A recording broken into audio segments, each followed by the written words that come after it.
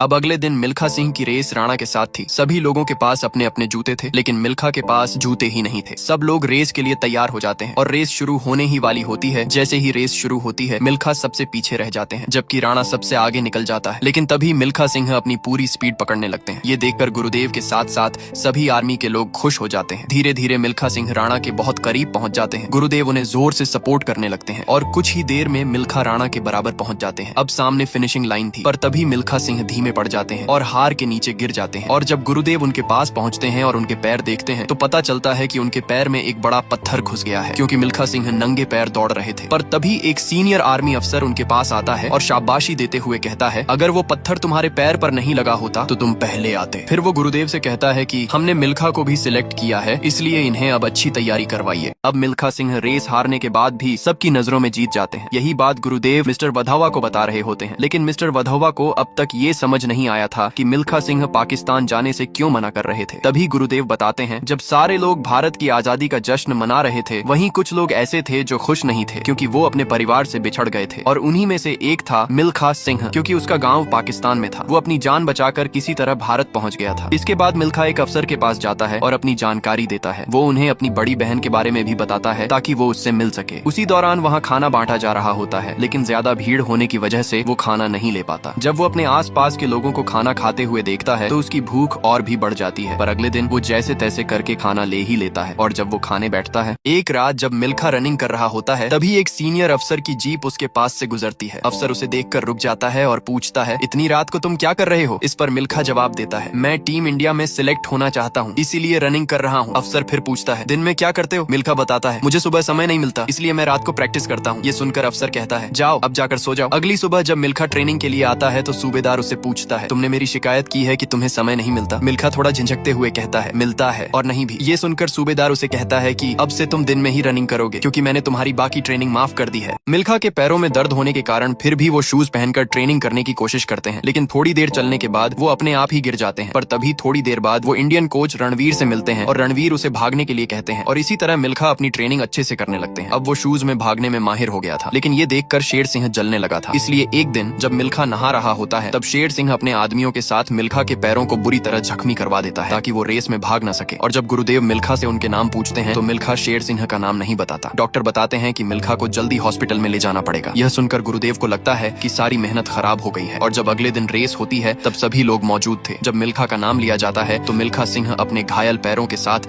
Race में आने का फैसला करता है। पर तभी कोच मिल्खा को बताते हैं कि अभी तुम्हारे पास बहुत से मौके हैं, अगर तुम ऐसा करते हो तो तुम्हारे पैरों को बड़ा नुकसान पहुंच सकता है। लेकिन मिल्खा सिंह उनकी बात मानने के लिए तैयार नहीं थे।